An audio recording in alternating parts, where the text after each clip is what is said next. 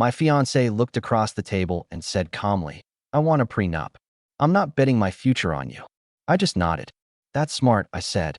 Then, later, I had my attorney draw one up, one that safeguarded everything I'd earned. Her lawyer's face, when he realized I owned 10 times her assets, was worth remembering. I'm 32. She's 29. Her name's Victoria. We'd been together for 3 years, engaged for 6 months, wedding planned for next summer. That night we were having dinner at our favorite steakhouse when she dropped the bomb. Daniel, she said, moving her fork around her salad. We need to talk about something serious. All right, I replied, setting down my knife. What's on your mind? Her posture changed, back straight, chin up, eyes sharp, the same look she used when negotiating at work. I want a prenup, she said. I placed my fork down and waited. Okay, I mean it, she continued. I've worked too hard to risk everything in a divorce. I saw what happened to my parents when they split. I can't go through that. Completely fair, I said, sipping my water. She blinked, surprised. You're not upset? Why would I be? It's logical. Relieved, she smiled. I'm so glad you understand. I was worried you'd take it personally. I just need to protect my assets. The marketing firm's growing fast, and I have my condo, my investments. That's smart, I said. Good thinking. She reached across the table and squeezed my hand. You're amazing. Most men would get offended. But you get it.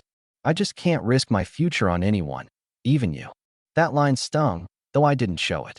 So how do we do this? I asked. My lawyer's already working on the papers. Basic stuff. Each of us keeps what we brought in. No alimony. Separate property remains separate. Should be ready next week. Sounds good, I said. I'll have my lawyer look it over. She laughed. You don't have a lawyer. I'll get one. The rest of dinner, she glowed, talking about how mature we were, how this would make our marriage stronger because we wouldn't have to worry about money. What she didn't know was that I'd been very careful about keeping my finances private. She knew I worked in tech consulting, but she assumed I was just some average mid-level contractor. She never asked for details, and I never volunteered them. 5 years earlier, I'd built a software system that optimized restaurant inventory management. Not glamorous, but it worked well enough that a major hospitality company licensed it. The royalties alone brought in about $40,000 a month. Add to that my 4 rental properties, my investment portfolio I'd been growing since I was 18, and the sale of my failed startup, which had actually sold quietly for a 7-figure sum. Despite that, I lived modestly. A 2015 Honda Accord, a simple apartment, Target wardrobe. Why? Because I learned early that money makes people act strange. I wanted someone who loved me for me, not for my balance sheet. Victoria, on the other hand, enjoyed displaying her success. Her marketing firm had maybe a dozen clients. Her condo was heavily mortgaged, her BMW leased. But she spoke as if she was the next big mogul. That night, I called my old college roommate, now a family lawyer. Tommy, I need a prenup drafted. He laughed. Finally telling Victoria about your money? Nope, I said. She wants a prenup to protect her assets from me. Tommy laughed so hard I had to hold the phone away from my ear. Tommy connected me with one of his firm's top attorneys, a woman named Eleanor, who had the calm intensity of someone who chews through corporate executives before lunch. So let me get this straight, she said, glancing through my financial disclosures. Your fiancé believes you're after her money? Apparently, I replied. She looked back at the documents and raised an eyebrow. You realize your net worth is roughly 10 times hers. 12, actually, if you count the new patent I just filed. Eleanor's smile turned predatory. This is going to be entertaining. Meanwhile, Victoria was practically giddy about the whole prenup situation. She'd started boasting to our friends about how responsible and modern she was for insisting on one. At a dinner party, she even declared, I told Daniel straight up, I'm not putting my future at risk for anyone. Then she looked proudly at me. And he totally got it. He knows I'm the main earner. Our friend James nearly spit his wine across the table. He happened to be one of my tenants and knew exactly how well I was doing financially. I shot him a look that clearly said, don't you dare. A few days later, Victoria's lawyer sent over the first draft. It was aggressive. All premarital assets to remain separate. Fair. No alimony. Reasonable. But then things got odd. Any gift over $500 required written proof of transfer. The engagement ring had to be returned to her in case of divorce. She alone would have the final say in financial decisions about future children. And if we ever split, I'd be forced to vacate our home within 30 days, no matter whose name was on the deed. Eleanor frowned as she scanned the document. This is insulting. She's framing you as a potential gold digger. Let her, I said. Draft a counteroffer, but don't send it yet. Our version was straightforward and fair. What's hers stays hers, what's mine stays mine, and what we build together is shared equally. The only extra clause I added was full financial transparency. Both parties must disclose all assets, tax records, and income sources. When should I send it? Eleanor asked. Not yet, I said. Wait for the right moment. While I stayed quiet, Victoria grew even more self-satisfied. She bragged to her mother about how she was protecting her empire and how understanding I was being. Her mother, Judith, even called to personally thank me. Most men would be threatened by a successful woman, she said. But you understand that Victoria has more to lose. Absolutely, I told her. She's definitely the successful one. The big meeting was scheduled for the following Thursday, both lawyers present, Victoria and me included. Victoria arrived dressed like she was about to pitch to Fortune 500 executives, sleek power suit, confident stride, all business. Her lawyer, a silver-haired man named Mr. Garrett, gave me a polite but condescending nod, like he already knew which one of us was out of his league. All right, he began, folding his hands over Victoria's folder. I assume you've had time to review our proposal? Eleanor smiled like a cat watching a mouse walk into a trap. We have, and we've prepared a counteroffer. Victoria rolled her eyes. Of course he has. Eleanor slid a crisp document across the table. My client agrees to the general terms with just a few small revisions. First, both parties must provide complete financial disclosure before signing. That's standard, Mr. Garrett said, casually pulling out Victoria's financial report. Perfect, Eleanor replied, and then handed over mine. The room went silent. Mr. Garrett flipped through the pages, frowning at first, then blinking. His face shifted from mild interest to genuine disbelief. Victoria leaned forward, snatching the packet from his hands. This can't be right, she said, her voice wavering. All verified and documented.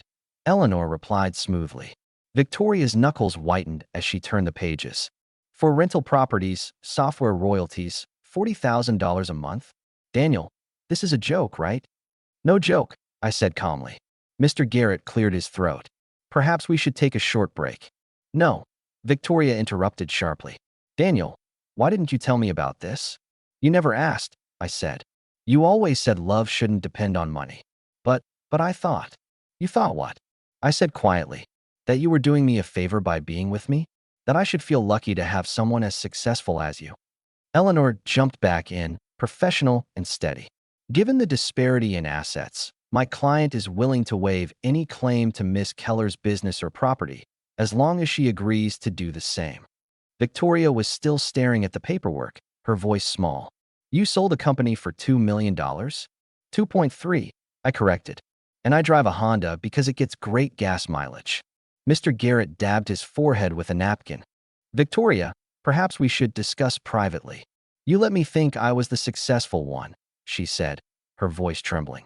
You assumed, I said evenly. I just didn't correct you. This is deception. Eleanor chuckled. No, Miss Keller. Deception would be hiding assets after agreeing to disclose them. My client was never obligated to share his finances before engagement. Victoria stood abruptly. I need air. She stormed out, Mr. Garrett hurrying after her, muttering apologies. Eleanor leaned back in her chair, grinning. Well, she said, that went beautifully. The next 2 days were chaos. Victoria cycled through the entire emotional playbook. Rage, disbelief, confusion, bargaining, and finally, desperation. First came the angry texts. You lied to me. You humiliated me. Everyone thinks I'm marrying beneath me. Then confusion. Why would you hide this? Was this some sort of test? Please tell me this isn't real. Next came denial. This has to be fake. You're joking, right? Show me the real papers. When she finally accepted that it was all true, she switched tactics. Bargaining, but not the way I expected. She didn't want access to my money. She wanted it buried. Saturday night, around 10 p.m., she showed up at my apartment. We need to talk, she said. Sure, I replied. She took a breath. Nobody has to know about this. We'll keep the prenup as it is. I protect my assets. You protect yours. But we don't tell anyone about your situation. My situation? I asked. You know what I mean, she said quickly. We can go on just like before. I'll be the ambitious businesswoman, and you'll be my supportive partner. You want me to pretend to be poorer than you? It's not pretending, she insisted. It's maintaining the narrative. My friends, my family, my colleagues, they all see me as the independent woman who made it on her own. If people find out my fiancé's worth millions, that story dies. You were fine with a prenup that treated me like a potential gold digger, I said. But this bothers you. That was different, she snapped. That was about protection. Protection from what? My modest lifestyle? My Target wardrobe? She groaned, tears spilling, not from sadness, but sheer frustration. You don't understand. My entire image is built on this. I'm Victoria Keller, the self-made success story. If people find out I'm marrying rich, it ruins everything. I'll look like some woman who got lucky, or worse, a gold digger. The irony was suffocating. So let me get this straight, I said slowly. You want me to keep everything separate, sign your prenup, and hide my wealth for the rest of my life? You've done it for 3 years already, she said softly. I wasn't hiding it. I just didn't flaunt it. What you're asking for is a lie. She stood up, trembling. I need time to think. Take as much time as you need, I said quietly. 2 days later, her mother called. Daniel, we need to talk, Judith said, her voice cold. I assume Victoria filled you in. She did. How could you deceive her like this? She thought she was marrying a simple, honest man. I am simple and honest, I said. You're a millionaire pretending to be middle class. I wasn't pretending. I just never made a big deal about money. And I didn't trap her. She approached me, remember? At that coffee shop? Because she thought I looked safe. Silence. She's humiliated, Judith finally said. Because I have money? Because you let her believe she was the successful one. I never said otherwise, I replied. She built that narrative all on her own. And I wasn't about to argue with someone bragging about not needing a man's money, right before demanding a prenup to protect herself from me. Judith hung up without another word. What happened next could only be described as an escalation of entitlement. Victoria decided to stage what she called a clarity meeting, but what turned out to be an ambush.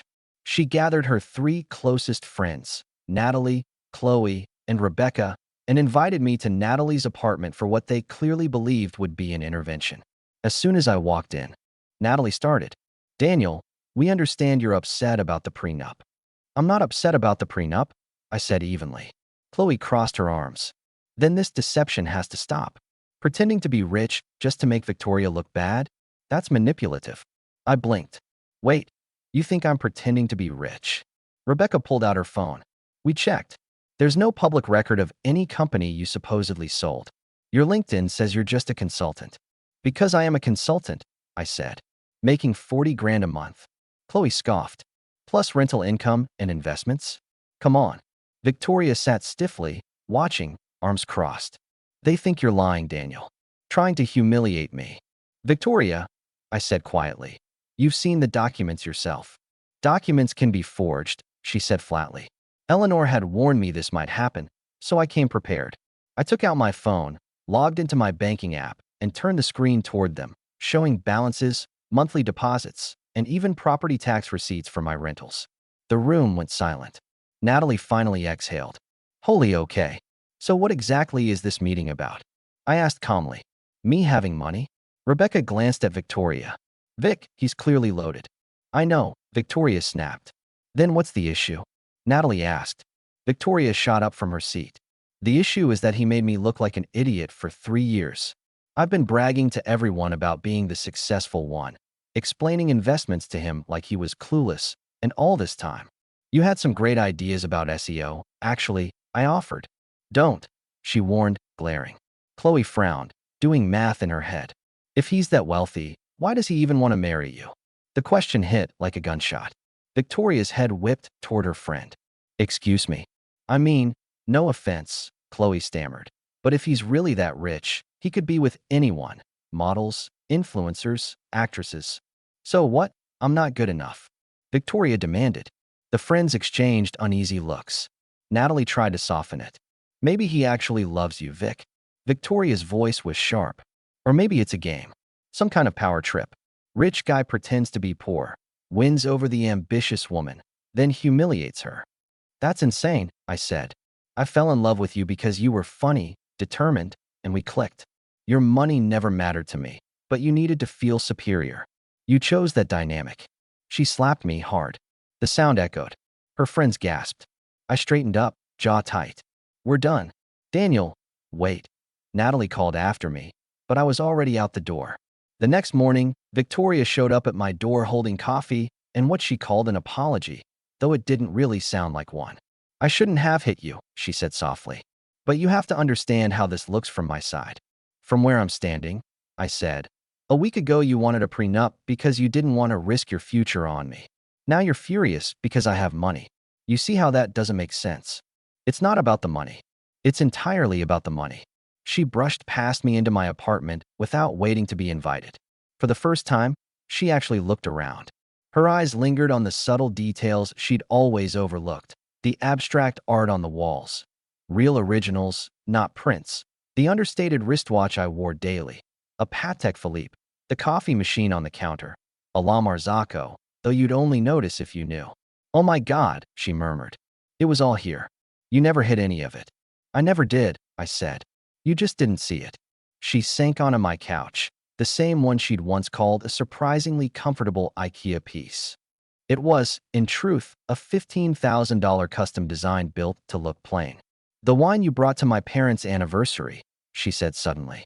That Chateau Margaux, you said it was on sale. It was, I replied. $1, $800 instead of $2,000. She groaned and dropped her head into her hands. I'm such an idiot. No, I said. You're just obsessed with status. Her head snapped up. Excuse me. Victoria, you've always judged people by their net worth. When you thought I had less, you were smug. Now that you know I have more, you're angry. Either way, money's the center of it. That's not true, she said quickly. I loved you. You loved the idea of being the powerful one, the successful woman dating the simple guy. It made you feel superior. You're being cruel. I'm being honest, I said. Remember when we went to your company party and you introduced me as the normal guy who keeps me grounded? Or when you told your ex at that reunion you'd moved on from arrogant rich men? She fell silent. I have a proposal, I said finally. Let's sign your prenup, the exact version your lawyer wrote. You keep everything, I get nothing. Then we'll get married. Her eyes lit up. Really? On one condition, I said. We tell everyone the truth about my finances. The light in her eyes died instantly.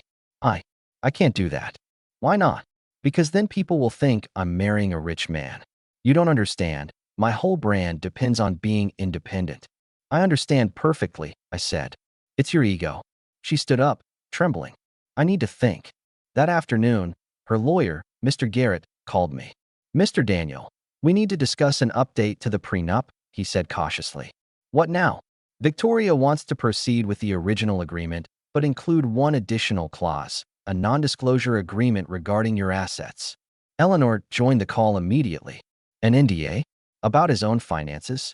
For privacy reasons, Mr. Garrett said weakly. To protect both parties. Eleanor laughed. No, this is to allow your client to maintain a false image. She wants to hide his wealth so she can keep pretending she's the richer one. It's about privacy, he repeated. It's about deception, Eleanor snapped. Your client would be misrepresenting herself to her investors and business partners. I stepped in. Tell Victoria no deal. Full honesty or no wedding. The wedding was officially called off 3 weeks later, though not in the way most people would imagine. Victoria tried every possible angle before finally giving up. First, she sent her mother to negotiate. Judith called, her tone firm but pleading. Daniel, maybe we can find a compromise. Don't mention your money for the first year of marriage. Let Victoria establish herself. Establish herself as what? I asked. As the successful one, she said quietly. It would mean a lot to her. She is successful, I said. She built her own business. Why isn't that enough? Judith had no answer. Next, Victoria tried appealing to my friends. She even called Tommy, insisting she was the victim. Tommy told her bluntly, Victoria, you wanted a prenup to protect yourself from Daniel. Now you're mad he has money? That's backwards. The final blow came from an unexpected source, her own lawyer. Mr. Garrett called Eleanor. I'm withdrawing from representation, he said. May I ask why? She replied. My client wants me to draft documents that would effectively hide major assets from potential investors. I can't ethically participate in that. When Victoria learned her lawyer had dropped her, she completely lost it. A few days later, she stormed into my office, which, ironically, she had never once visited. She'd always assumed it was some shared workspace with cheap furniture.